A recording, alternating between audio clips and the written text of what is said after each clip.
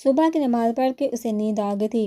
وہ دن چڑھے تک سوتی رہی، یہاں تک دھوپ نے اسے صحن سے اٹھ کر کمرے میں جانے پر مجبور کر دیا، لیکن کمرے میں اسے نیند نہ آ سکی۔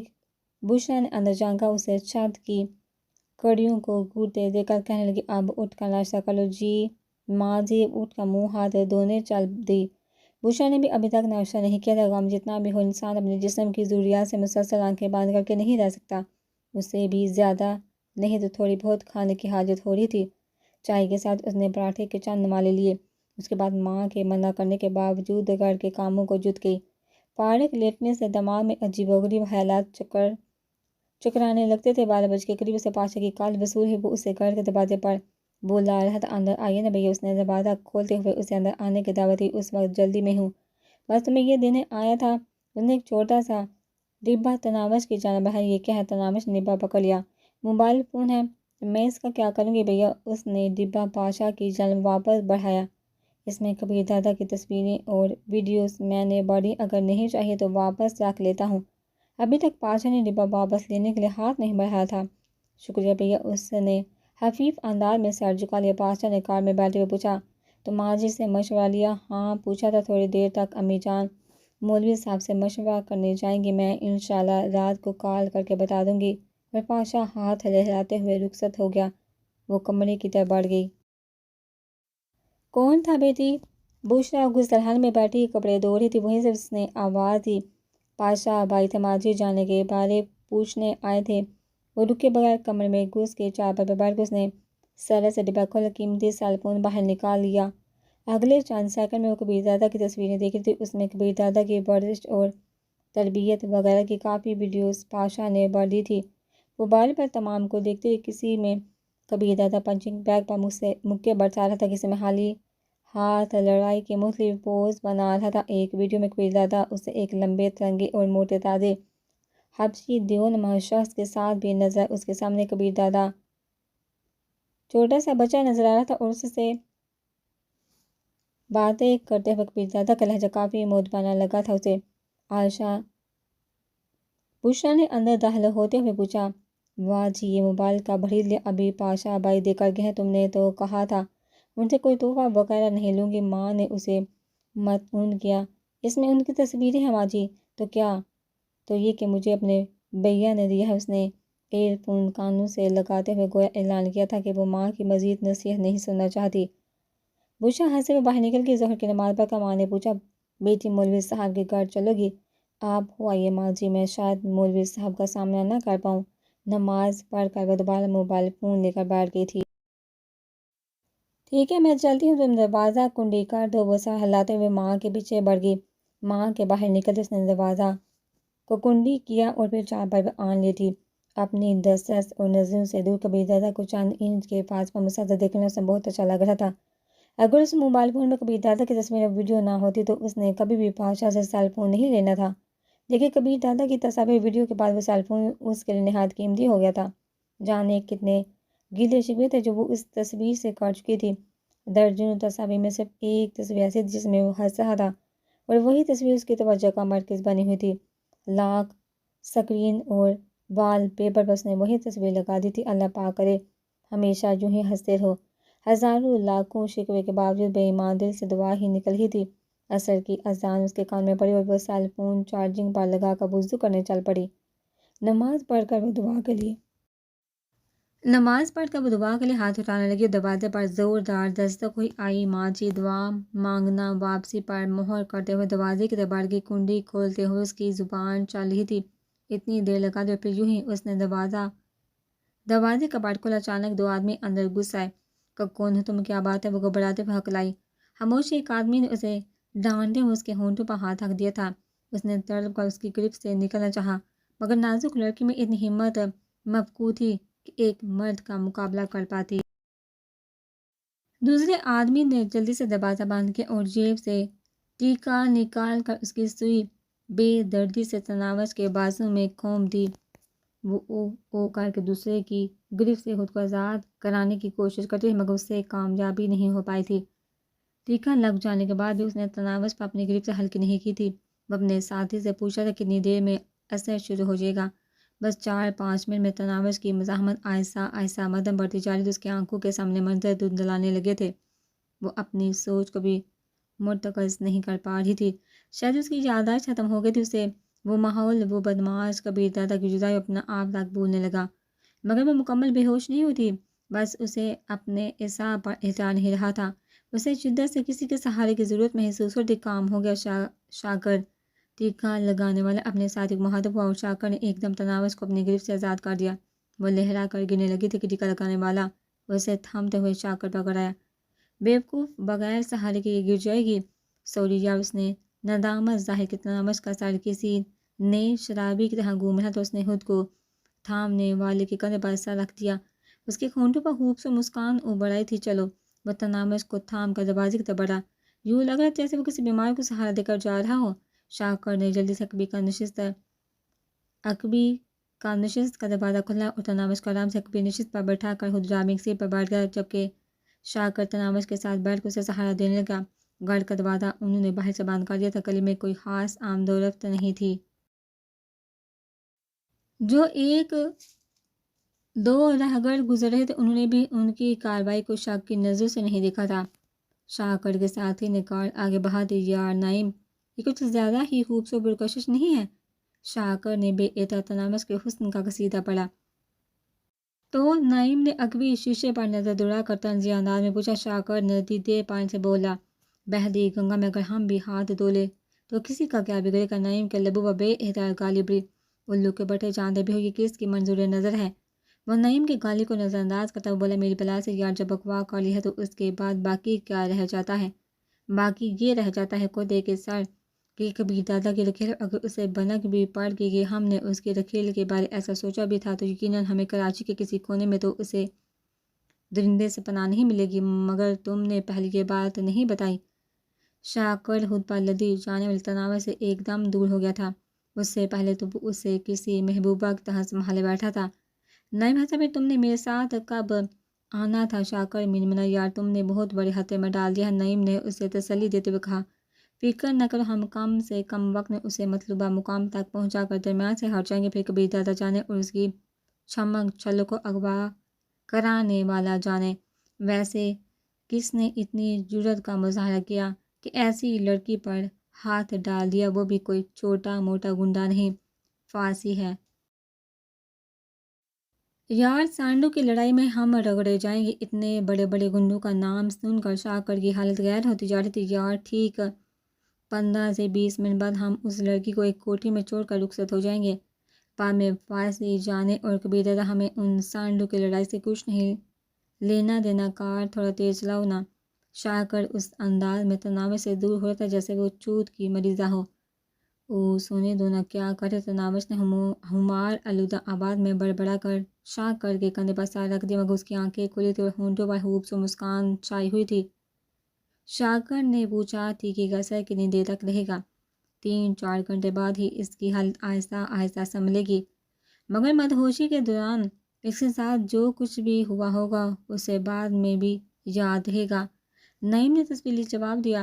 بے غرض شاکر ایک دم کار کے دروازے کی طرف چمٹا اور تناوش سیٹ پر آڑی ترچھی لیٹی رہی۔ اس کی تیزی دیکھتے ہوئے نعیم کے اکا لگا کر ہنس پڑا، ذلیل آدمی، اس سے اس مصیبت کو سنبھالنے کا کام میرے ذمہ چھوڑ دیا، حالانکہ میں تم سے اچھا ڈرائیور ہوں تو تم چسکے نہ لو، نہ انسان کے بچوں کی طرح اسے سنبھالو۔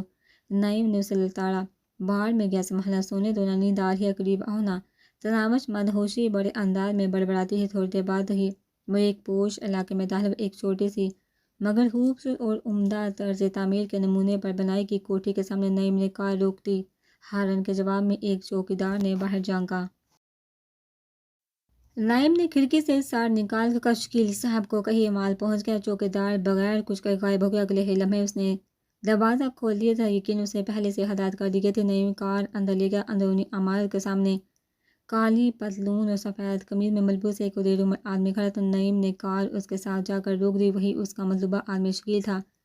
لے آئے ہو؟ اس نے کار کے رکتے ہی نیچے جھک کر نشست کی طرف نظر دوڑائی۔ جی سر، نعیم ہوش دلی سے کہتا ہوا نیچے اتر گیا۔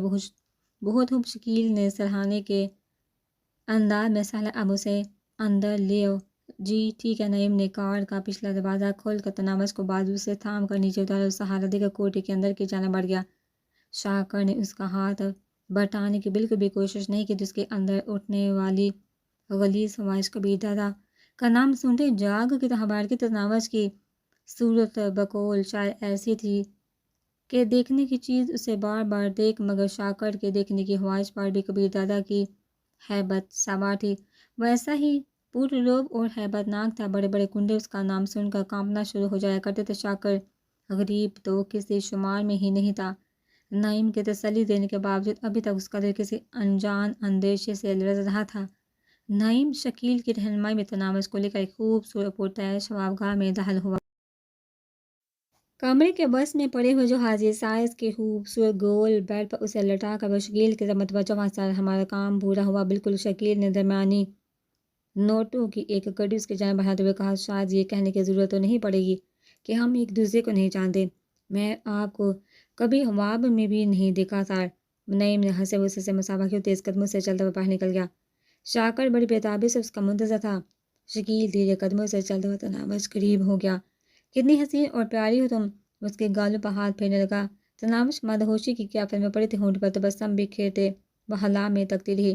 اگر تم اس درندے کے کھیلنا ہوتی تو میں کبھی بھی اس موقع کو ضائع نہ کرتا، مگر سچ کہوں تو مجھے جان بہت پیاری۔ تناوش کے سر سے دوپٹہ اتارتے ہوئے اس نے خود کلامی کی۔ تناوش کے کالے سیاہ بال کالے ہی رنگ کے پراندے میں جکڑے ہوئے تھے۔ شکیل بے سہاتا بولا، جیسے اس پراندے کی ضرورت نہیں کہ ان بالوں سے خود کو آزاد کرا پا، یوں ہی تمہیں دیکھنے والا تمہاری صورت کے سحر سے آزاد نہیں کرا سکتا ہوگا۔ حقیقت میں جتنا آپ سنت تم سے کچھ زیادہ ہی پیاری ہو۔ فارسی صاحب اگر مرنے سے پہلے تمہیں حاصل کر لیتا ہے تو یقیناً یہ گاٹے کو سودا نہیں۔ یہ کہتے ہوئے اس کے ہاتھ حرکت کرتے رہے۔ انہوں نے آہستہ آہستہ تناوش کے جسم سے سارا لباس علیحدہ کر دیا تھا اور شرم و حیا والی کبھی غیر مردوں کے سامنے سر کے بال کھولنے پر تیار نہیں ہوتی، اس وقت ایسی حالت میں پڑی تھی کہ کپڑے کا تار بھی اس کے بدن پر موجود نہیں تھا۔ اگر وہ ہوش میں ہوتی تو یقیناً اس حال میں موت کو ترجیح دیتی۔ شکیل زیادہ دیر عقل ہر سے بیگانہ کرنے والے نظارے کو تاب نہیں لا سکا تھا۔ اس نے فوراً ایک خوبصورت پینٹی کوٹ اسے پہنا اور بے قابو ہوتے سانسوں کو سنبھالتا ہوا الماری کی طرف بڑھ گیا۔ شراب کی 2 بوتلیں نکال کر اس نے ایک میں سے شیشے کا آدھا گلاس بھر کر تپائی پر رکھا، تھوڑی سی شراب تناوش کے چہرے پر چھڑکائی اور بقیہ کی دونوں بوتلیں بیت الخلاء میں جا کر خالی کر دی۔ خالی بوتلوں کو آدھا بڑے گلاس کے ساتھ تپائی پر رکھ کر وہ باہر نکل آیا۔ اگلے ہی لمحے وہ ایس پی ضمیر حسین کو تناوش کے پہنچانے کی بابت اطلاع دے رہا تھا۔ بہت خوب شکیل صاحب، ایس پی تحسین آمیز لہجے میں بولا، فصیح الدین کے وہاں آتے ہی غائب ہو جانا، اس کے بعد تمہارا کام بس اتنا رہ جائے گا۔ کبیر دادا کا خیرخواہ بنے ہوئے اسے کال کرنا ہوگی اور جب وہ اپنا کام کر گزرے تو مجھے مطلع کر دینا، بے جھجک اسے اپنے بارے میں بتا دینا۔ یقیناً کبیر دادا تمہارے اس کام سے خوش ہوگا۔ کبیر دادا کو خبردار کرنے کے بعد مجھے ضرور مطلع کرنا۔ باقی فصیح الدین کے ہاتھ میں یہ بات تیمور علی گینگ کا سربراہ اس کے دستے راست تم ہوگے۔ فکر نہ کرو، تیمور علی سے میری بات چیت ہوگی، کبیر دادا بھی تمہاری سفارش ضرور کرے گا۔ شکریہ صاحب، میں آپ کا یہ احسان کبھی نہیں بھولوں گا۔ شکریہ کی کوئی بات نہیں جگر فارسی کے ساتھ میرا بھی کوئی عہدہ فرض تھا، اس میں تمہارا فائدہ نظر آتا تو تمہیں بھی ساتھ شامل کر لیا۔ یہ دنیا کا قانون ہے بھائی کہ کچھ لے دے کے اصول پر کام چلتا ہے، اور میرے بدلہ لینے کی خواہش میں سب سے زیادہ فائدہ تمہیں پہنچ رہا ہے۔ ذرا سی محنت اور کوشش سے تم ایس پی ضمیر حسین اور کبیر دادا جیسے آدمی پر احسان کرنے والے بن جاؤ گے۔ میں تمہیں قانون کی گرفت میں آنے سے محفوظ رکھوں گا تو کبیر دادا کسی گنڈے کو تمہاری طرف ٹیڑھی نگاہ سے نہیں دیکھنے دے گا۔ اس کے ساتھ ہماری طرف سے جو نقد انعام ملے گا وہ بونس میں ہے۔ وہ عقلمندی سے بولا، سر میں اچھی طرح سے سمجھتا ہوں اور میں نے خوب سوچ سمجھ کر ہی آپ کا ساتھ دینے کا فیصلہ کیا تھا۔ شاباش، اور میری یہ نصیحت ہمیشہ یاد رکھنا کہ جرم کی دنیا میں کوئی بھی کام کرتے وقت ہمیشہ اپنا فائدہ مد نظر رکھنا، کیونکہ سب سے پہلے تمہاری اپنی ذات ہے، اس کے بعد کسی اور کا نمبر آتا ہے، چاہے میرے ساتھ ہی کیوں نہ واسطہ پڑے۔ ایس پی نے چکنی چپڑی باتوں سے اسے مزید شے دی۔ وہ خوشامدانہ لہجے میں بولا، سر آپ تو میرے لیے اتنا کچھ کر رہے ہیں، آپ کے لیے تو میری جان بھی حاضر ہے۔ آئندہ ایسی پاگلوں والی بات نہ کرنا بیوقوف آدمی، پہلے میں نے اپنا فائدہ سوچا اور اس کے بعد تمہارا نمبر آیا ہے۔ تم بھی پہلے اپنا فائدہ سوچنا، ہاں اس کے بعد اگر میرے لیے کوئی گنجائش کر سکو تو مجھے بھی اس کام میں پیچھے نہیں پاؤ گے۔ ٹھیک ہے سر، شکریہ سر، خدا حافظ کر کے ایس پی نے رابطہ منقطع کر دیا۔ شکیل خود کو فصیح الدین کے گینگ کا نمبر 2 بنا دیکھ رہا تھا۔ کبیر دادا کی ہمدردی حاصل کرنے کے بعد تو ممکن ہی نہیں تھا کہ تیمور علی یا کوئی دوسرا تیسرا اس کی راہ میں رکاوٹ ڈالتا۔ وہ دل ہی دل میں خود کو شاباش دینے لگا کہ ایس پی ضمیر حسین کے مشورے پر اس کام میں ہاتھ ڈالنے پر آمادہ ہو گیا ہے۔ ٹھیک 8 بجے فصیح الدین کو اپنے خاص آدمی شکیل کی کال موصول ہے۔ سر، مال کافی دیر کا پہنچا ہوا ہے، آج تو کشمالہ بیگم نے بڑی خاص چیز بھیجی ہے۔ اچھا، فصیح الدین نے دلچسپی سے پوچھا کہ پچھلی دفعہ والی سے زیادہ خوبصورت؟ شکیل نے ایس پی کے سکھائے ہوئے الفاظ دہرائے۔ سر، آج تک ایسی نہیں آئی خوبصورت پرکشش کا عمر، بس وہ چھوٹی چھوٹی خامیاں، ایک بلا کی میں نوش لگتی ہے کہ جس وقت سے پہنچی ایک بوتل خالی کر کے دوسری کو جوڑی ہے، اور دوسرا ذرا بے باک ہے، آتے ہی لباس اتار کر فقط پینٹی کوٹ میں لیٹی ہے، گورے بدن پر کالا پینٹی کوٹ۔ یقین مانی اگر آپ کا ڈر نہ ہوتا تو مجھ سے ضرور کوئی گستاخی ہو گئی ہوتی۔ ہاں ہاں ہاں، فصیح الدین نے بے ہنگم کہہ کر لگایا، بات عجیب بات کر یار، کم سن بھی، بلا کی میں نوش بھی اور بے باک بھی۔ بہرحال میری نظر میں یہ خوبیاں ہیں، اور گستاخی کیسی کل تمہارے حوالے کر دوں گا۔ شکریہ سر، خوشی، اور آپ کس وقت پہنچے؟ میں نے ذرا کام سے جانا تھا۔ فصیح الدین نے کہا، بس میں تمہاری طرف ہی نکل رہا ہوں، آج مصروفیت کی وجہ سے تھوڑی دیر ہو گئی تھی، ورنہ وہ 8 بجے تک وہاں پہنچ جایا کرتا تھا۔ شکیل کی میں منتظر ہوں سر، منتظر ہوں سر سن کر اس نے رابطہ منقطع کر دیا۔ خوبصورت، کم سن اور پرکشش کے الفاظ نے اس کی اشتہا بڑھا دی تھی۔ پہلے بھی کشمالو اس کے پاس کئی گزری لڑکیاں نہیں بھیجا کرتی تھی، مگر شکیل نے کبھی کسی کی تعریف نہیں کی تھی۔ آج تو اس نے خصوصی طور پر لڑکی کی خوبصورتی کا ذکر کیا تھا۔ ایک بار تو اس کا جی چاہا کشمالہ سے بات کر کے اس کا شکریہ ادا کر دے، مگر پھر اس نے یہ کام اس لڑکی سے ملاقات تک مہر کر دیا۔ تھوڑی دیر بعد اس کی کار تیز رفتاری سے محسوس کوٹھی کی طرف اڑی جا رہی تھی۔ شکیل اسے دروازے کے قریب ہی منتظر ملا تھا۔ سر، آپ کے منہ سے اس کی تعریف کل سن لوں گا، اس وقت اجازت دے، ٹھیک ہے تم جاؤ۔ وہ دھڑکتے دل سے محسوس کمرے کی طرف بڑھ گیا۔ اس کے دونوں محافظ چوکیدار کے ساتھ ہی رکے تھے۔ کمرے کا دروازہ کھولتے اس کی نظر پرتعش بیڈ کی طرف اٹھی، جس پر وہ قاتلہ عالم لیٹی تھی، آنکھوں میں خمار، ہونٹوں پر مسکان، مختصر پینٹی کوٹ سے جھلکتا سنگ مرمر سا شفاف بدن ایک دفعہ تو لرز کر رہ گیا تھا۔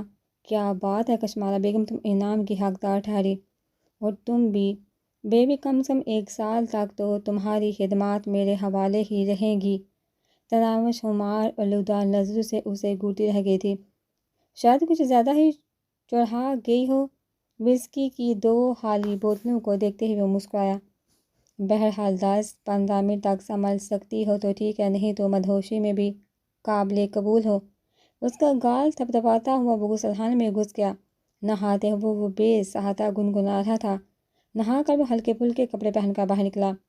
پرہوس نظروں سے تناوش کے خوشنما بدن کو دیکھتے اس نے گھنٹی بجائی۔ کوٹھی کی صفائی اور جھاڑ پونچھ کے لیے اس نے مستقل ملازمت رکھی ہوئی تھی۔ وہ اسے رات کا کھانا اور صبح سویرے ناشتہ وغیرہ پیش کرتی تھی۔ اسے فصیح الدین کے پسندیدہ پکوان، وہاں آنے کے اوقات وغیرہ کا اچھی طرح سے پتہ تھا کہ برسوں سے وہاں نوکری کر رہی تھی۔ گھنٹی کے جواب میں وہ چند منٹ بعد ہی گرما گرم کھانے کے ہمراہ اندر داخل ہوئی۔ دیسی گھی میں تلے قیمے، بڑے کباب، نمکین گوشت اور روسٹ دیسی مرغ اس رات کے محسوس خوراک ہوتے۔ میٹھے میں عمدہ قسم کی کھیر، جس میں پسے ہوئے بادام، پستہ، اخروٹ وغیرہ شامل ہوتے۔ کھانے کے برتن شیشے کی میز پر سجا کر ملازمہ الماری کی طرف بڑھ گئی، اور وہاں سے وسکی کی بوتل نکال کر اس کے سامنے رکھتے ہوئے وہ باہر نکل گئی۔ آ جاؤ بیبی، اس نے پیار بڑے انداز میں تناوش کو پکڑا، مگر وہ ٹس سے مس نہ ہوئی۔ خفا ہو جانے میں نے اتنے نخرے کس لیے؟ اس کی بکواس جاری رہی۔ 3-4 دفعہ پکارنے کے بعد بھی جب وہ قریب نہ آئی تو وہ کندھے اچکاتے ہوئے کھانے کی طرف متوجہ ہو گیا۔ کھانا کھاتے ہوئے بھی اس کی پور حوث نگاہیں تناوش پر گڑی رہی۔ کھانا کھا کر اس نے ملازمہ کو بلانے کے لیے گھنٹی بجائے، وہ دروازے پر ہی موجود تھے، چراغ کے جن کی طرح فوراً نمودار ہوئی۔ جب تک فصیح الدین رات کے شغل میں مصروف نہیں ہوتا تھا، وہ یوں ہی دروازے پر موجود رہتی۔ وہ برتن سمیٹنے کو بڑی پہلے ایک گلاس میں خالص لیموں نچوڑ کر لیا۔ ہماری خوب سے مہمان کچھ زیادہ ہی چڑھا گئی ہے، وزیر صاحب کا بابوس میں کہ فصیح الدین جلدی جلدی اپنا گلاس ختم کرنے لگا۔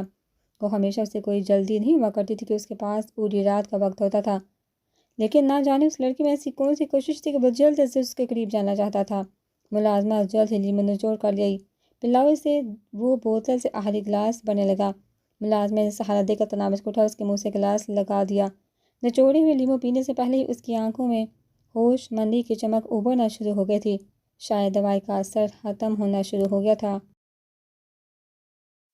کھٹے پانی نے اس کے دماغ پر چھائے ہوئے خمار کو کم کرنے میں اور بھی تیزی دکھا دی تھی۔ ملازمہ کے برتن سمیٹ کر نکلنے تک اس کی حالت پہلے سے بہتر کافی ہو گئی تھی۔ اسے یوں لگ رہا جیسے وہ گہری نیند میں ہو۔ بار بار سر کو جھٹکتے وہ نیند کو بھگانے کی کوشش میں لگی۔ فصیح الدین آخری گلاس میدے میں انڈیل کمرسی سے رہراتا اس کی طرف بڑھا۔ شراب کی بوتل سے زیادہ نشہ تو اسے دیکھ کر چڑھ رہا تھا۔ اس کا ہاتھ تھامتے ہوئے وہ سر چڑھ کر بیٹھ گیا۔ جڑ کر بیٹھ گیا۔ یقین نہیں آتا کوئی لڑکی اتنی بھی خوبصورت ہو سکتی ہے۔ تمہارے تک کہاں چھپی تھی؟ آہستہ آہستہ شعور کی طرف آتے تناوش کو اس کے ہاتھ کا لمس ناگوار محسوس ہوا۔ انہیں کمزوری سے اپنا ملائم ہاتھ اس کے ہاتھ سے چھڑانے کی کوشش کی۔ کیا ہوا جانے من؟ اتنا اعتراض کس لیے؟ فصیح الدین نے ایک دم اسے اپنے گوش میں سمیٹا۔ چھوڑو مجھے۔ دونوں ہاتھوں سے اس کی چھاتی پر رکھتے ہوئے اس نے فصیح الدین کو دور دھکیلا۔ اس کی کوشش میں ایک جانب گر پڑی۔ نشہ نہیں اترا میری جان۔ فصیح الدین اس کی حالت سے لطف اندوز ہونے لگا۔ دوائی کا اثر کافی حد تک اتر گیا تھا۔ وہ سیدھے ہو کر فصیح الدین کی طرف متوجہ ہوگی۔ میں کہاں ہوں؟ اس کے لہجے میں وحشت بڑی تھی۔ فصیح الدین نے کہہ کر لگا، ارے اتنی جلدی بھول گئی ہو؟ ابھی تو پارٹی شروع بھی نہیں ہوئی۔ کون ہو تم؟ میں یہاں کیسے؟ وہ بے احتیاط بیٹھ کر دوسرے کونے کی طرف کھسکی اور اسی وقت اس کی نظر اپنے جسم پر پڑی۔ کپڑے میرے کپڑے؟ وہ وحشت زدہ انداز میں سمٹ گئی۔ پہنے تو ہوئے ہیں۔ فصیح الدین نے اس کے ناکافی لباس کی جانب اشارہ کیا۔ وہ اس کی حالت سے لطف لے رہا تھا کیونکہ اس کے طیبہ نشے میں تھی۔ اسی وقت تناوش کی نظر تقی کے ساتھ اپنے لباس پر پڑی۔ اس نے جبر کر کپڑے اٹھا لیے۔ جانے من ابھی پہنے نہیں، اتارنے کا وقت ہے۔ فصیح الدین اسے پچکارتے ہوئے کپڑے اس کے ہاتھ سے لینے لگا۔ چھوڑو میرے کپڑے، ذلیل کمینے، کون ہو تم؟ چھوڑو۔ وہ مکمل ہوش میں آ گئی تھی۔ خود کو اس حالت میں دیکھ کر حواس پاتا ہو رہی تھی۔ ارے تم تو کاٹ کھانے کو دوڑی، اور میرے پاس وقت تو کافی، مگر اتنا صبر نہیں کہ تمہارے نشہ ختم ہونے کا انتظار کروں۔ اس نے ایک دم آگے بڑھ کر اسے پکڑنے کی کوشش کی، مگر اسے دھکا دے کر تناوش بیڈ سے نیچے اتر گئی۔ تم نے ضرور ورزش کروانی ہے جانے من۔ یہ بھی جارحانہ انداز میں بیڈ سے اتر گیا تھا۔ وہ بھی جارحانہ انداز میں بیڈ سے اتر گیا تھا۔ خدا کے لیے مجھے چھوڑو، تمہیں اللہ کا واسطہ۔ تناوش گر گرانے لگی۔ پریشان کیوں ہوتی ہو جانے من؟ کوئی پہلی بار تو نہیں ہے کہ تمہیں ڈر لگے؟ تمہارا تو کاروبار ہی ہے۔ تناوش ایک دم دروازے کی طرف دوڑی، مگر فصیح الدین نے چھلانگ لگا کر اسے پکڑ لیا تھا۔ وہ نہیں چاہتا تھا کہ اس کے محافظ وہ تماشا دیکھ اسے دھکا دے کر بیڈ پر گراتے ہوئے اس کی طرف بڑھا۔ شاید تمہیں زبردستی ہی میں مزہ آتا ہے، پرہوس لہجے میں کہتے ہوئے اس کی طرف بڑھا۔ خدا کے لیے چھوڑ دو۔ تناوش نے اس کے سامنے ہاتھ باندھ لیے تھے اور پھر فصیح الدین کو بے نیازی سے اپنی جانب بڑھتا دیکھ کر وہ چلائی۔ بچاؤ بچاؤ، کوئی ہے؟ میں ہوں نا۔ وہ اس کے چیخنے چلانے کی پرواہ کے بغیر اس کی طرف بڑھتا گیا۔ کبیر کبیر آ جاؤ نا۔ اس کے دل نے شدت سے کبیر دادا کو یاد کیا۔ تم نے وعدہ کیا تھا نا میری حفاظت کا، کہاں ہو؟ آ جاؤ نا۔ دیکھو میری خاطر نہیں، اپنی انا اور زبان کی پاسداری کے لیے آ جاؤ۔ یا اللہ پاک میرے کبیر کو میری حالت کی خبر تو دے دے، یا اللہ اسے میری نجات کا وسیلہ بنا کر بھیج دے، یا اللہ اسے بتا تو دے کہ اس کے دھتکارنے پر میں کس طرح بیریوں کے چنگل میں پھنس گئی ہوں۔ کہتے ہیں مشکل گھڑی میں اللہ پاک یاد آتا ہے، پھر وہ شخص یاد آتا ہے جس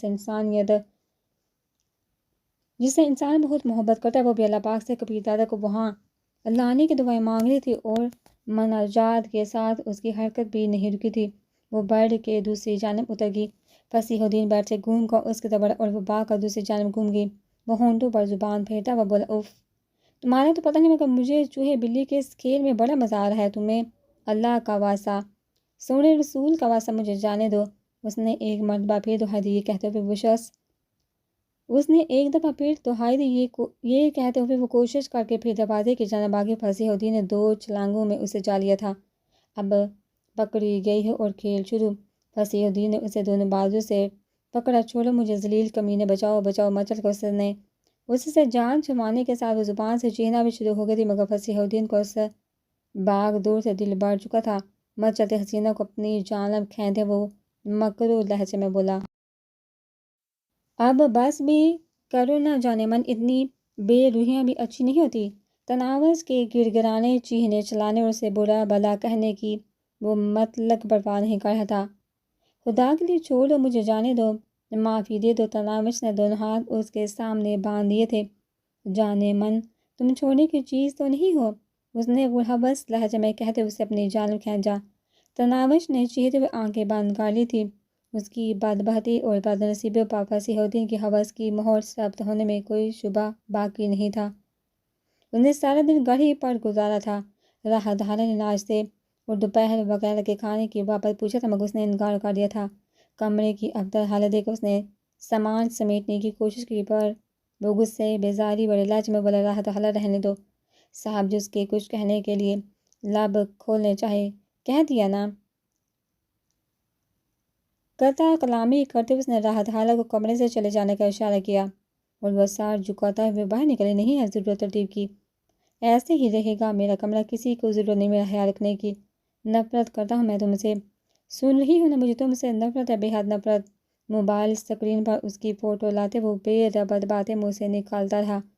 اب تمہاری کال بالکل بھی وصول نہیں کروں گا، تمہارے کپڑے بھی پھینک دوں گا۔ جینز کی پتلون اور پھول دار قمیض اس نے میرے ساتھ بڑھ بڑھ کی ہوئی تھی، تمہاری ساری تصاویر اپنے موبائل فون سے مٹا دوں گا۔ تم مجھے نہیں جانتی، میرا نام کبیر علی خان ہے اور لوگ مجھے کبیر دادا کہتے ہیں۔ کبیر دادا کو کسی کی پرواہ نہیں، کسی کی بھی نہیں، تمہاری بھی نہیں۔ تناوش کی گنگناتی ہنسی اس کے کانوں میں گونجی۔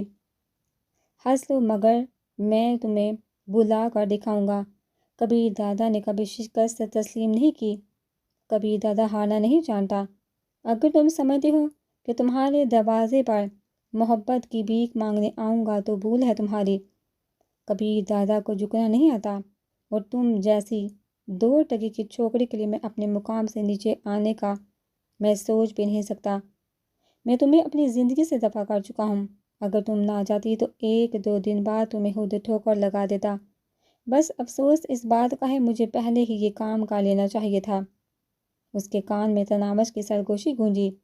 لڑکی بھی ہو، دوست بھی ہو، محبوبہ بھی ہو اور بیوی بھی، اتنے رشتوں کے ہوتے ہوئے بھی مجھے نظر انداز کرتے رہتے ہیں۔ خاموش، بند کر بکواس، نہیں ہو تم میری دوست اور تم جیسی لڑکی کو محبوبہ بناتی ہے میری جوتی، بڑی ہے کبیر دادا کے دل میں جگہ بنانے۔ موبائل آنکھوں سے دور کرتے اس نے ایک طرف رکھا اور آنکھیں بند کر دی۔ ہنستی مسکراتی تناوش جھٹ سے اس کی آنکھوں کے سامنے آدم کی۔ وہ کچھ گنگنا رہی تھی، شاید اسے سلانے کی کوشش کر رہی تھی۔ کبیر دادا کے سانس بوجھل ہونے لگے، جانے کتنے گھنٹوں سے وہ سو نہیں سکا تھا۔ نیند میں وہ اس کے ساتھ اٹکیلیاں کرتی رہی، ویسے ہی شوخی اور شرارت بڑے انداز میں، وہی محبت، چاہت اور ہلو سے لبریز رویہ، اسی طرح اپنا آپ اس پر نچھاور کرنے کے لیے تیار، پہلے کی طرح اس کا خیال رکھنے والی